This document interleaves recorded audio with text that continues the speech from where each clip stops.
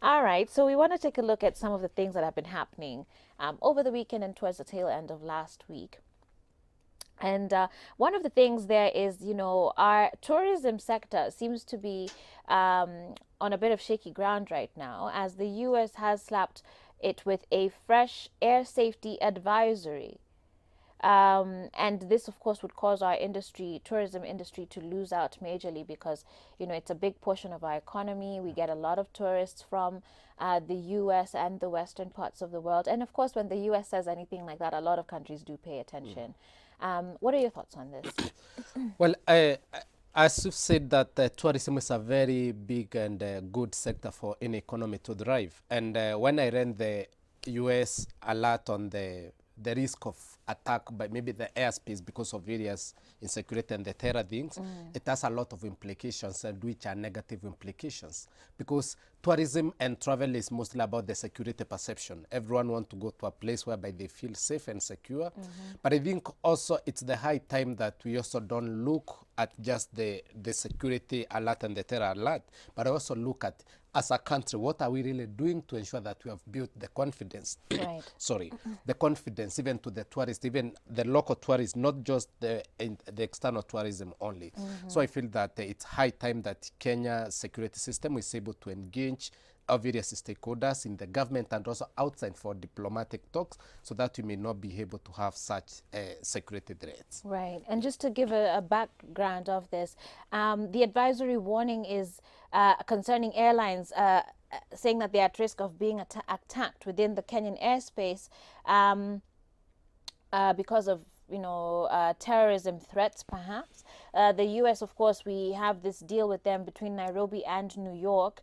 And so Kenya, then has about 245,437 arrivals from just, I think, New York, which is very significant.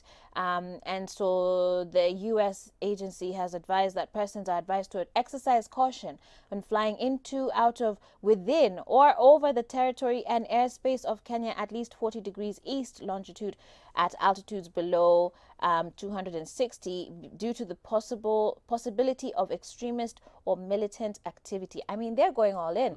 They've said into, out of, within, or over the territory. Yeah. But anyway, it's good that you've pointed out that certainly this discussion does need to extend into how prepared are we, as Kenyans, how up to date are our security measures, our security systems, with not just malls but other institutions, say places of worship, for example. What would be your assessment as far as how prepared Kenya is, or how the sort of measures that Kenya has taken and different institutions within Kenya have taken to ensure that their people are safe?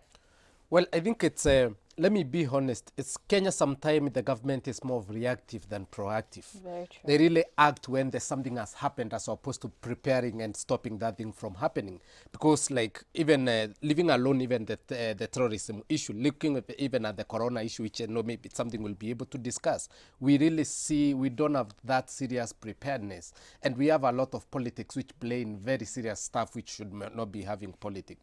So I feel that the country is not well much prepared, because when you even look at the security system and even the information you are given as public, it's very scanty. Yes. And I think that's one way you should be prepared, by informing people that this is the way to play safe and this is how to respond when you have such threats. So I feel there's a huge gap which really government need to take very seriously and up the game.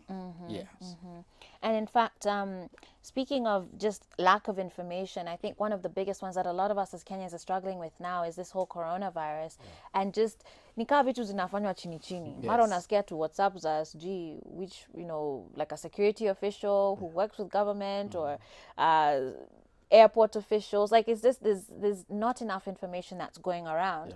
And now Kenya is apparently among the most vulnerable to COVID-19, which is the coronavirus. Kenya, Sri Lanka, Philippines, Vietnam, Kazakhstan, Cambodia, and Nepal are the top 7 low and middle income countries most vulnerable to direct adverse economic losses due to the coronavirus outbreak in China. A report by global think tank Overseas Development Institute titled economic vulnerabilities to health pandemics, said these countries are most likely to suffer huge economic impacts due to the virus. First of all, ishindwe katika jina la Yesu. Amen. But also, though, I mean, I believe as we trust God, obviously, to take care of our territory, it's also important for us to be doing what we need to do. And like you said, our government oftentimes is very reactive Yes. to situations. Yeah. You've mentioned the lack of information. Is that a wise move right now? I don't know if they are or are not, inhibiting information. But is it best in a situation like this to sort of withdraw some of the information just so that we don't cause these levels of panic? Or do you think it's now working against us? Well, I think the biggest tool for this country to be able even to fight such thing is by informing people, because when you're informed you really know which this is the precautionary measure you need to take and this is how to do things. Because actually when you go maybe to the up country, people have a lot of speculations and a lot of thoughts about the coronavirus and all that, and even not even up country, even here in the urban areas, because there's no credible and scientific information on even the prevention. Yeah. Because sometimes we've even seen flights when other countries are even barring flights from China. Actually, Kenya is entertaining now those flights from China.